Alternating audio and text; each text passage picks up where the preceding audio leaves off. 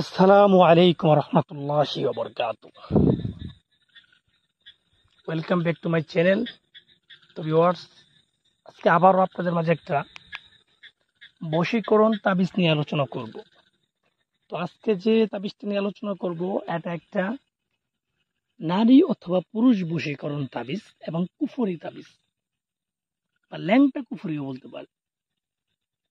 এই তাবিজটা প্রয়োগ করার মাধ্যমে একজন মেয়ে অথবা ছেলেকে আপনি 3 দিনের ভিতরে আপনার জন্য পাগল বানাইতে পারবেন। এক কথায় আপনার গোলাম বানাইতে পারবেন। আপনাকে পাত্তা দিবে, আপনি যা বলবেন সে জন্য তাবিজটা করবেন, সে মেয়ে আপনার জন্য দিওয়ানা হবে। এক কথায় আপনি যেটা হুকুম করবেন সে পালন করবে। আপনার নিজের ওয়াইফ যদি অবাধ্য থাকে, অন্য জায়গায় পরকীয়া হোক, আপনার প্রেমিক, তার জন্য তাবিজটা করবেন, দেখবেন সেই স্ত্রী আপনার এমন বাধ্য হয়ে যাবে, তাকে যা হুকুম করাবে তাই শুনবে। এটা কিন্তু সেম একই পর্যায়ে কোনো স্ত্রী কিন্তু তার স্বামীর জন্য করতে পারবে, নিজের স্বামীর জন্য কিন্তু স্ত্রী করতে পারবে। মানে মেয়ে ছেলের জন্য করতে পারবে, ছেলে আবার মেয়ের জন্য করতে পারবে। দূরে অথবা কাছে যে কোনো জায়গা ব্যক্তিকে আপনি দেওয়ানা বানাইতে পারবেন এই তাবিজটার মাধ্যমে। কিন্তু কথা হচ্ছে, এগুলার তাবিজের অনেক নিয়ম আছে। কুফরি ইহুদি বিদ্যা এগুলো আমরা মুখে শুনি, কিন্তু এগুলো যে কি পরিমাণ জঘন্য আমরা জানি না। কবিরাজি জিনিসগুলো কি জঘন্য না? জঘন্য না। ভালো কবিরাজও আছে, আবার খারাপ কিছু কবিরাজও আছে। এগুলো আপনি বুঝতে হবে। এখন আর ওই আগের মতো ইসলামিক বিদ্যাগুলো দিয়ে কাজ করতে পারতেছে না মানুষ, কারণ ওগুলো আমলের সমস্যা। বিদ্যার কোনো সমস্যা নেই, মানুষের আমলের সমস্যা। মানুষ এখন কাফের হয়ে গেছে, হারাম খা, ঠিক আছে, নামাজ পড়ে না। তাদের মাধ্যমে যদি ইসলামিক তাবিজ গুলা করেন তাহলে কিন্তু হবে না। তারা যে কুফরি ইহুদি বিদ্যা, বিভিন্ন খারাপ বিদ্যাগুলো প্রয়োগ করলে সেই ক্ষেত্রেই কাজ হয়।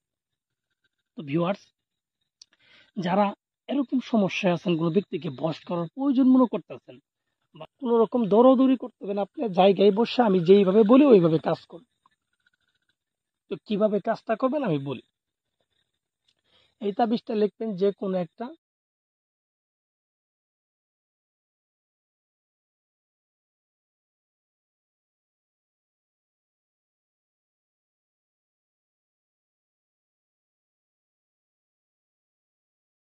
তাবিজটা লিখবেন।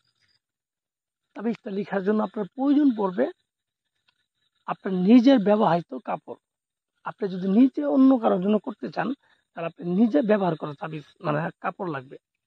নিজের ব্যবহার করা কাপড়, সাদা কাপড় নেওয়ার চেষ্টা করুন। সেখানে তাবিজটা লিখলে স্পষ্ট দেখা যায়, ভুল হওয়ার সম্ভাবনা থাকে না।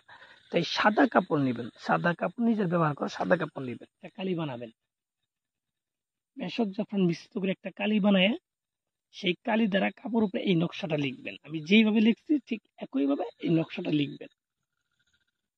লিখার পর যাকে আপনি গোলাম বানাইতে চান, বশ বানাইতে চান, তার নাম, তার বাবার নাম লিখবেন। আপনি যদি ছেলেকে করেন, ছেলের নাম, ছেলের বাবার নাম, আর মেয়ের নাম, মেয়ের মায়ের নাম। এইভাবে 4টা নাম লিখবেন। প্রথমে ছেলের নাম, ছেলের বাবার নাম, তারপরে মেয়ের নাম, মেয়ের মায়ের নাম, সুন্দর করে নামগুলো লিখে দিবেন। লিখে দেওয়ার পর আপনি এই তাবিজটাকে সুন্দর করে বলটাবেন। বলটানোর পর একটা তাবিজ আপনি যেখানে প্রস্রাব করেন, আপনি ওয়াশরুম বা বাথরুমে একটা তাবিজ ফেলাই দিবেন। আর যদি সম্ভব দেওয়ার পর আরেকটা তাবিজ আপনার থাকবে, সেটাকে আপনি ঘরের ভিতরে পুঁতে দিবেন।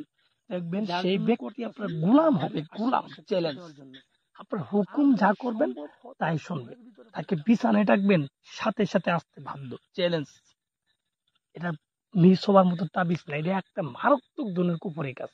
আর যারা ইসলাম নিয়ে করেন তারা এই কাজগুলো করবেনই না, কারণ এটা একটা ইসলামিক তাবিজ না, এটা কুফরি তাবিজ। ইসলামের করলে পরে আপনার কুফর হয়ে যাবো।